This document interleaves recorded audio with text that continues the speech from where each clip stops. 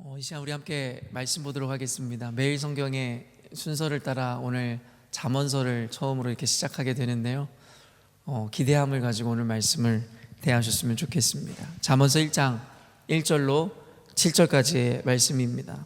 저와 여러분이 한 절씩 교독하여 읽도록 하겠습니다. 다윗의 아들 이스라엘 왕 솔로몬의 잠언이라.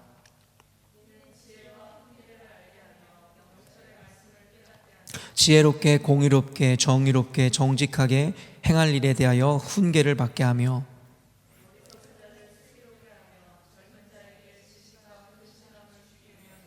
지혜 있는 자는 듣고 학식이 더할 것이요 명철한 자는 지략을 얻을 것이라.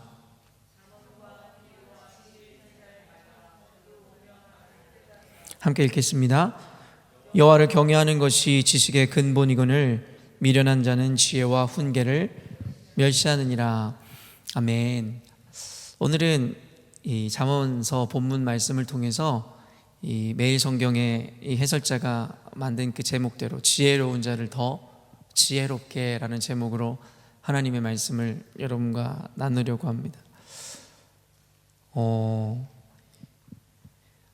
오늘 본문, 그러니까 잠언서 1장, 특별히 오늘 이 구절들의 그 목적은 모든 책의 이 서문들이 그러하듯이 이 잠언서의 그 주제인 지혜의 기원과 그 방향을 제시하며, 또한 이 잠언서의 이 효용성과 이 잠언서가 왜 이 모든 그리스도인들 믿는 자들에게 필요한 책인지에 대해서 잘 설명하고 나타내고 있는 이 본문입니다.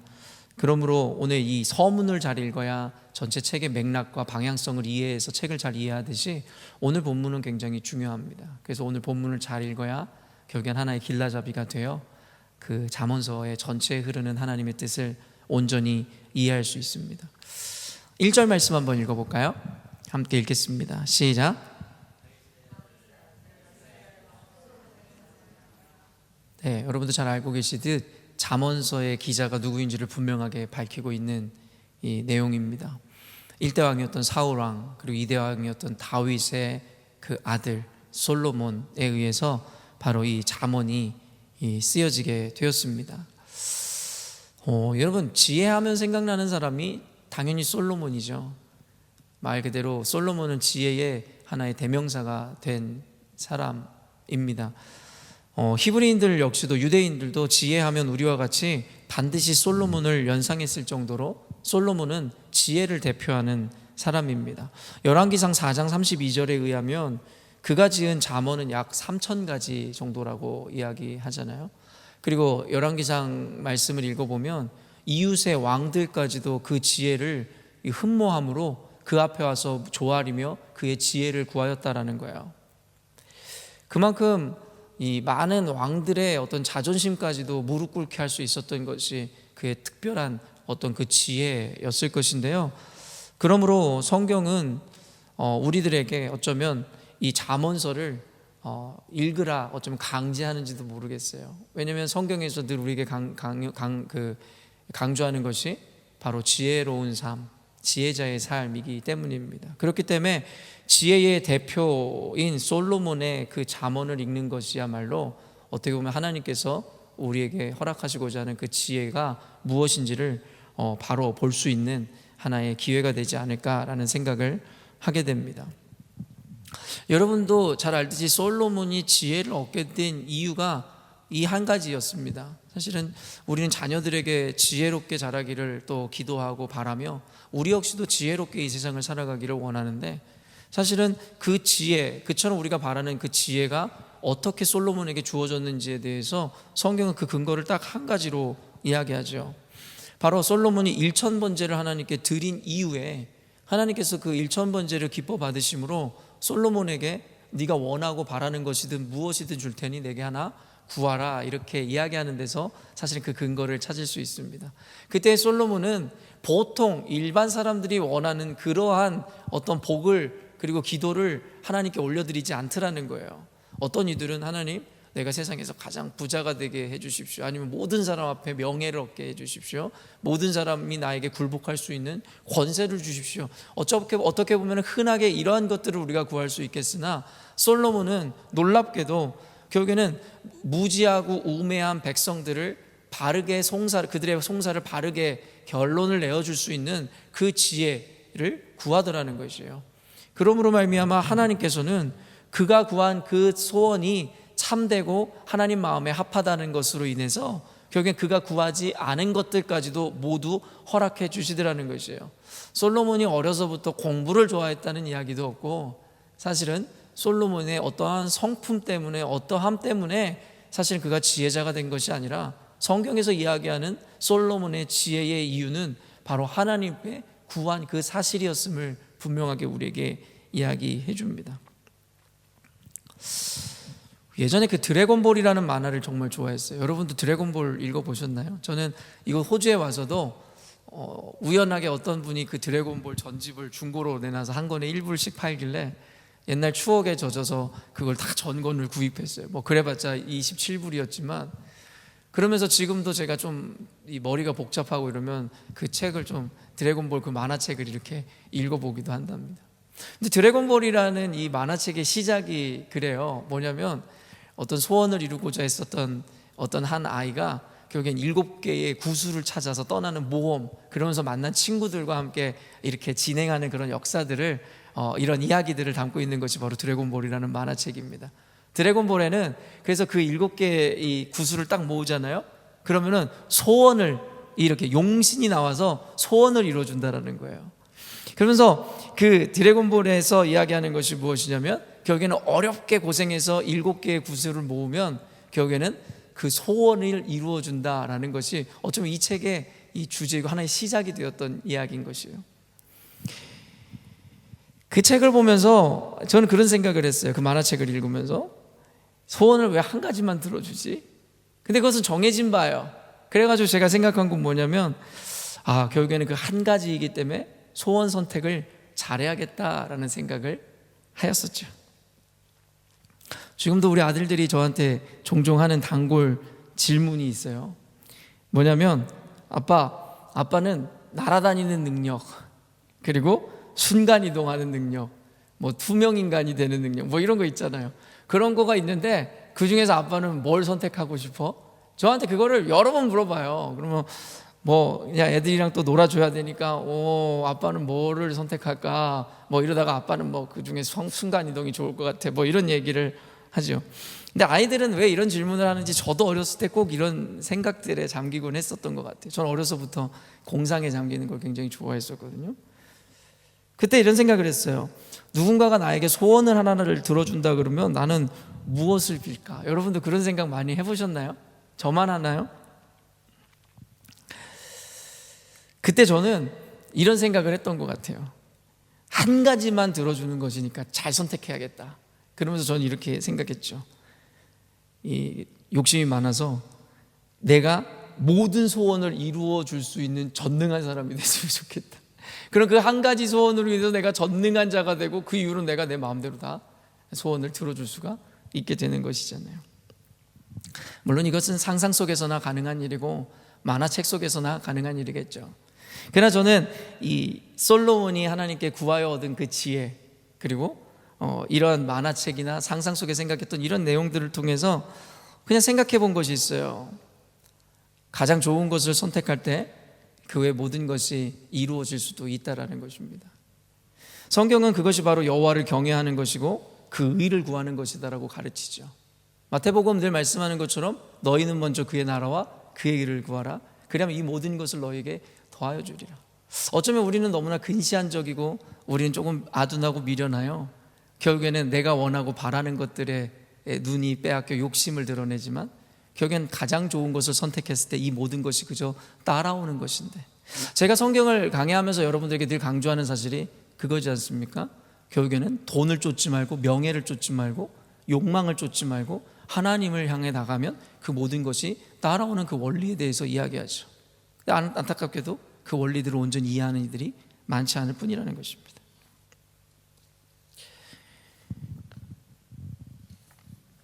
2절에서 5절 한번 읽어볼까요? 2절에서 5절 같이 읽습니다. 시작.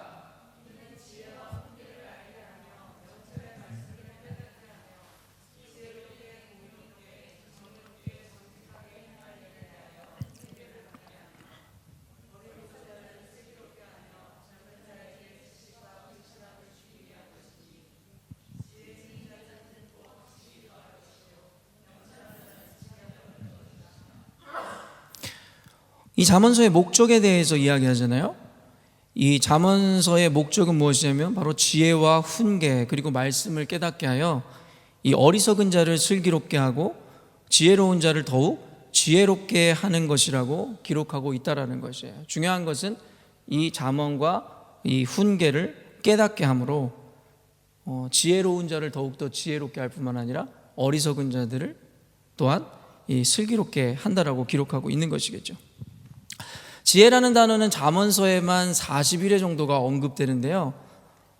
이는 바로 이 지혜가 잠언서의 핵심 주제임을 분명하게 우리에게 알려주는 것이겠죠. 히브리어로는 여러분 잘 알고 있는 호크마라는 단어를 사용하고 있거든요. 그런데 이 성경뿐만 아니라 철학에서도 이 지혜라는 것에 대해서 이해하는 그 내용이 무엇이냐면, 이는 단순한 이 단편적 분석적인 지식을 의미하는 것이 아니라 인생에 대한 전인격적 체험과 선하고 바른 마음에서 우러나오는 통합적이고도 직관적인 판단력을 뜻한다는 거예요. 그래서 제가 늘 얘기하지만 성경에서는 지식보다는 지혜의 가치를 더 높게 평가한다는 거예요. 왜냐하면 지식이라는 건 어떻게 보면 제한되고 한계를 가진 것이고 단편적인 것이지만, 지혜라는 것은 전인격적인 어떤 경험과 직관에서 나오는 슬기이기에 모든 것을 선택하고 깨달아가는 데 굉장히 유익하다라는 것이에요. 그래서 지혜라는 것이 우리들에게 그렇게 중요하고, 그 지혜라는 것을 얻는 것, 그리고 지혜가 메인 주제가 되는 것이 바로 잠언서이기 때문에 다시 한번 우리는 잠언서를 통해서 이 지혜를 얻어야 된다는 것을 이야기하는 것이죠. 우리가 어렸을 때 보면은 늘 교회에서 생활했던 분들은 사람들한테 이 부모님들이 잠언서를 읽으라 그러잖아요. 그래서 시험을 보거나 공부를 하기 전에 꼭 잠언서 한 장씩 읽는, 물론 저는 그것이 꼭 어떤 신앙적이고 성경적인 어떤 방법이라고 생각하진 않아요. 그것도 하나의 어떻게 보면 이 잠언서가 써 있으니까 잠언서를 읽으면 내가 지혜가 생겨서 책 공부도 더 잘하겠지, 꼭 틀린 것은 아니겠지만 꼭 맞는 개념도 아닌 것인데, 나중에 이런 이야기들은 함께 나눴으면 좋겠습니다.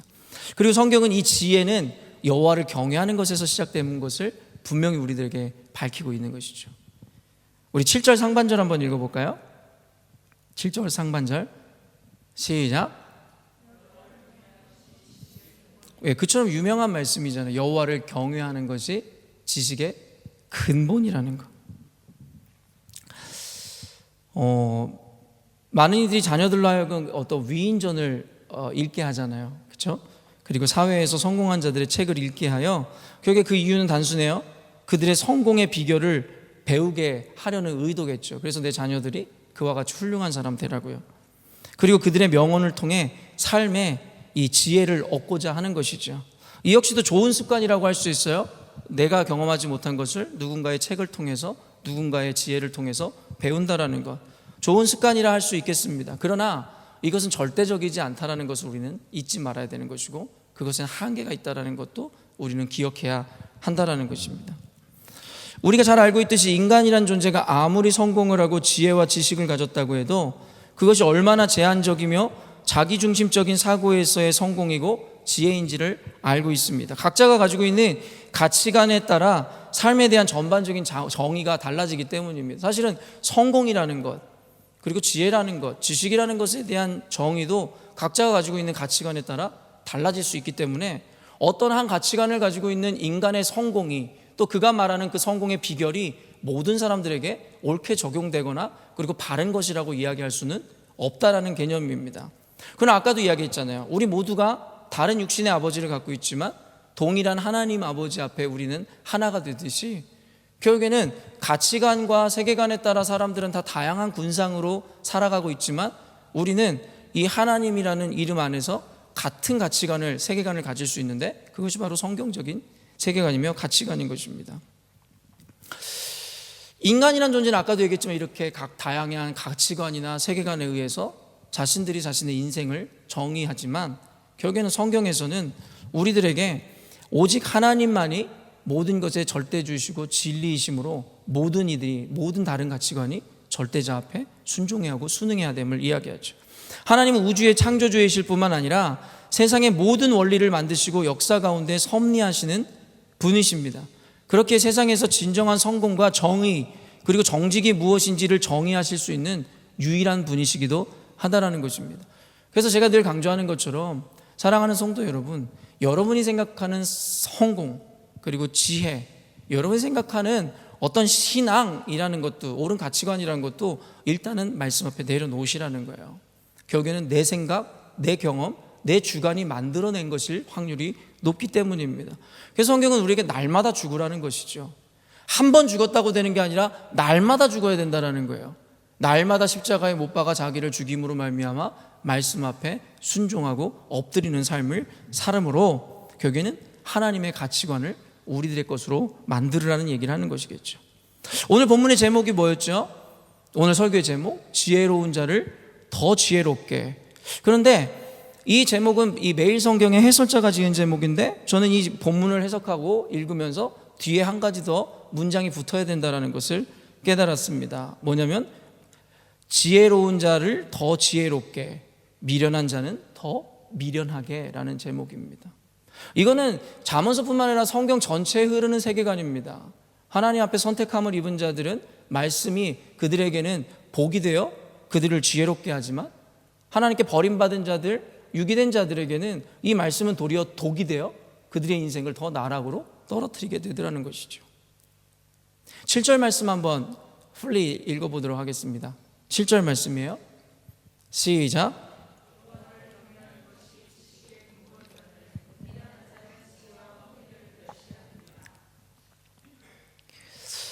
물론 위에서 언급한 어리석은 자와 젊은 자를 깨닫게 하고 슬기롭게 한다는 말과는 대조를 이루는 맥락입니다.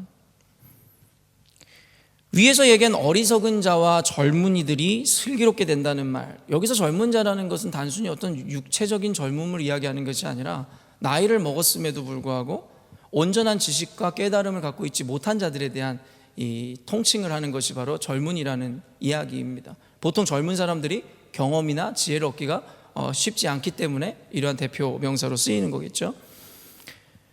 여기서 이야기했었던 어리석은 자와 젊은 자를 깨닫게 하고 슬기롭게 한다는 말은 말씀을 알지 못해 무지했기 때문에 우매했던 이들을 말씀을 통해 깨닫게 하심으로 지혜를 얻게 한다는 이야기인 것입니다. 말 그대로 알지 못했던 자들에게 말씀을 가르쳐 줌으로 알게 되었기 때문에 그들에게는 지혜가 생긴다라는 의미입니다.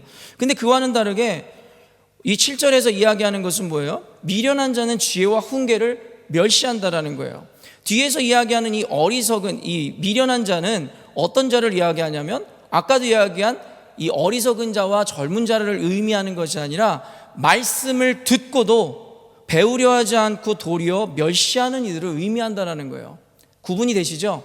아까 말한 어리석은 자들은 말 그대로 말씀을 들어보지 못하고 배우지 못했기 때문에 자연스럽게 얻어진 무지함이며 어리석음이지만, 이러한 자들은 말씀을 듣고도 깨닫지 못함으로 어리석은 자들이 되었음을 의미하기에 완전히 다른 의미의 미련한 자들이라는 것이죠.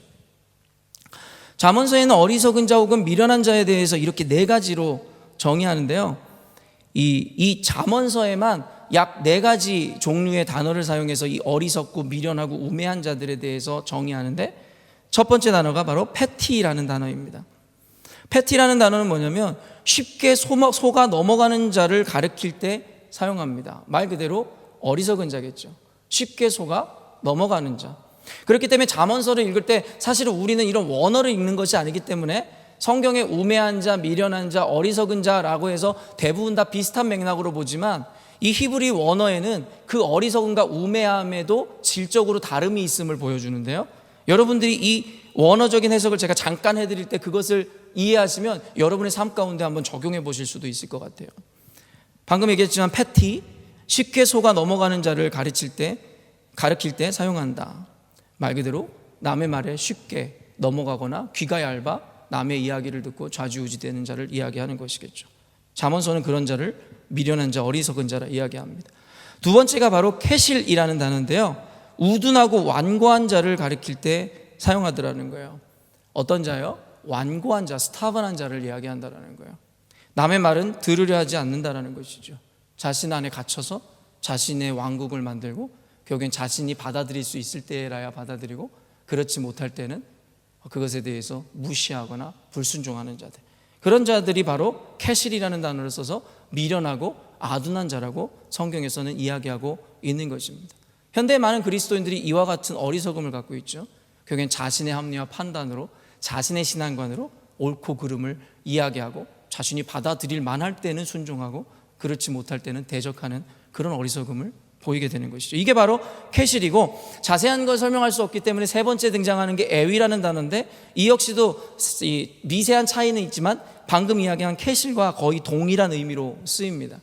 완고하고 자기 안에 갇힌 자들, 그 어리석음을 이야기하죠. 그리고 마지막 네 번째 가장 중요한 것인데 나발이라는 단어입니다. 이 나발이라는 단어는 무엇이냐면 하나님으로부터 단절된 마음 혹은 하나님에 대한 무지의 상태 등을 가리키는 단어입니다. 그러니까 성경에서 이야기하는 이 미련함이란 방금 위에서 얘기한 세 가지처럼 당연하게 그냥 통상적으로 쓰이는 미련함에 대한 내용이 아니라는 거예요. 그 미련함은 아까도 쉽게 속아 넘어가는 자, 완고하여 남의 말은 들으려 하지 않고 자신 혼자 잘난 체하며 살아가는 자, 말 그대로 통상적으로 미련하고 어리석다 이야기할 수 있겠지만, 마지막 네 번째는 이건 사실은 통상적인 의미라기보다 신앙적인 의미에서 접근하지 않으면 이해할 수 없는 그 아둔함에 대한 정의겠죠. 세상에는 스스로 지혜롭다 하는 자들이 많습니다. 스스로 성공했다 하는 자들도 많습니다. 그러나 아까도 이야기했지만 성경적이고 신앙적인 관점에서의 성공도 아니고 지혜도 아닐 때가 많은 것을 우리는 보게 된다는 것이죠. 오늘 이 7절에서 이야기하는 이 미련한 자는 바로 이 나발의 의미를 갖고 있는 것이겠죠.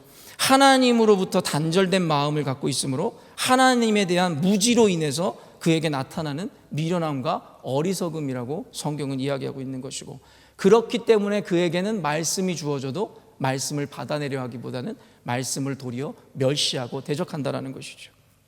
저는 이 말씀, 오늘 이 제목에서도 이야기했지만 슬기로운 자는 더 슬기롭게 하고 미련한 자들은 더 미련하게 한다는 것, 성경에서 바로왕이 그 대표잖아요. 하나님의 말씀이 임했는데 어떤 이들은 깨달아 알지만 어떤 이들은 그 말씀을 통해서 도리어 더 하나님 앞에 완고한 마음과 마음의 완악한 마음들이 품어지더라는 것이죠.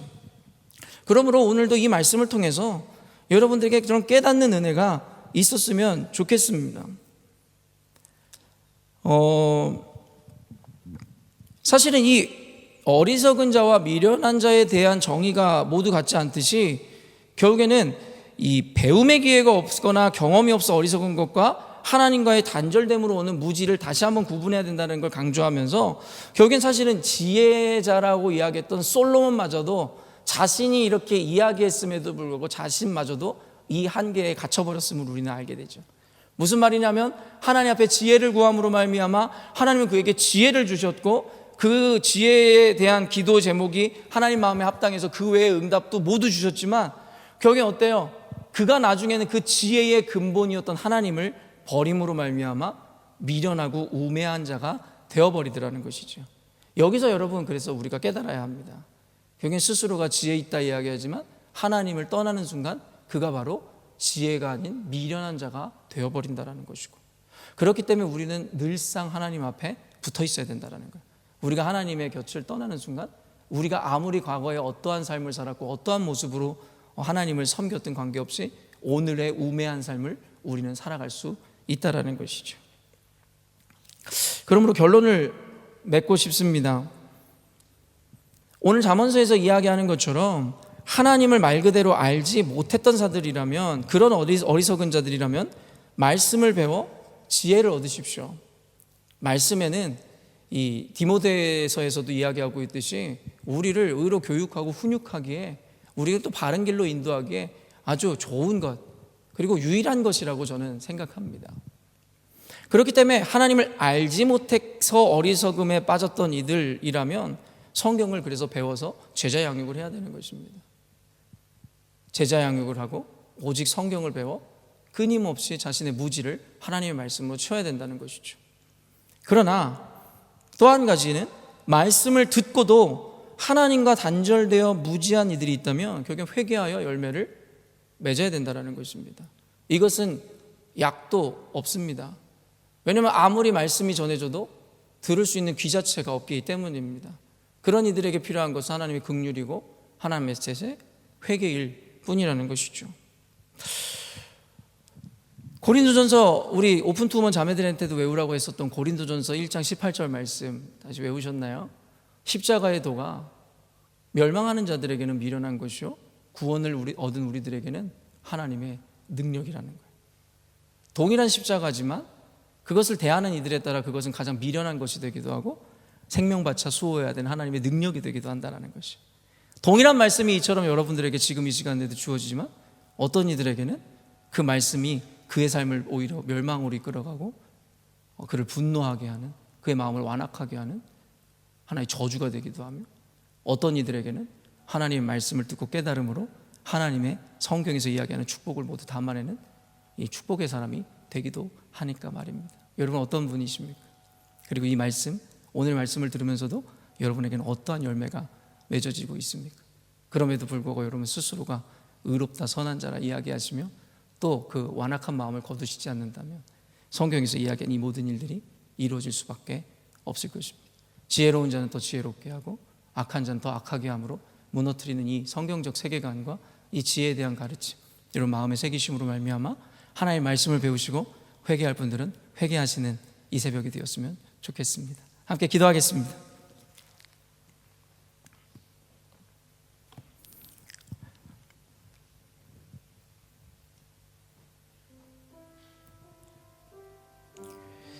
여러분, 하나님의 말씀입니다. 성경에서 이야기하듯이 율법을 우리는 준행하여 지키는 준행자가 되어야 될 텐데 언젠가 판단자가 되어버리느라고 이야기합니다.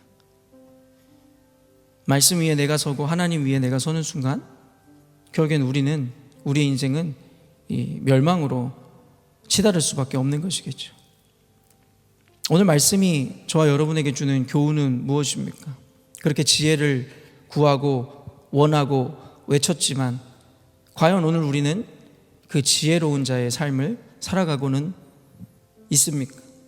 잠언서에서 오늘 이렇게 이야기하고 있듯이 결국엔 지혜라는 것은 하나님을 경외하는 것에서부터 시작되며 또한 하나님을 경외하기 위해서는 자기를 부인하고 오직 하나님의 것이 가장 옳은 것임을 인정할 때에 주어지는 은혜라 이야기하고 있는 것입니다. 오늘 말씀을 통하여 우리 스스로에게 좀 적용하심으로 또 회개해야 하는 이들은 하나님 앞에 회개함으로 주님 나를 지혜자의 자리로 인도하여 달라고 기도하십시다. 그리고 반대로 하나님 말씀을 알지 못하여 무지함으로 얻었었던 어리석음이라면 주님 오늘도 우리로 하여금 말씀을 상고하게 하시고 말씀을 통해 하나님의 지식을 지혜를 담게 해달라고, 또한 그동안 지금까지 성경을 중심으로 하나님의 말씀의 기준으로 잘 살아온 분들이 계시다면 그들에 대한 축복도 잊지 않으십니다. 지혜로운 자들을 더욱더 슬기롭고 지혜롭게 하는 책이 바로 잠언이라고 말입니다. 오늘 기도하실 때 다시 한번 하나님의 중심, 신앙생활, 인생을 위해서 기도해 주시고 오직 말씀을 통해 여러분들에게 깨닫게 하시는 바를 위해서 여러분 전심으로 기도해 주십시오. 그리고 여러분 이 말씀을 통해 얻은 기도의 제목으로 충분히 기도하신 이후에는 여러분 각자가 가지고 나온 기도의 제목, 인생에 있는 기도의 제목들을 하나님께 올려드림으로 하나님의 응답을 경험하시는 오늘이 되었으면 좋겠습니다. 함께 이 시간 기도하며 나아가도록 하겠습니다. 하나님 아버지,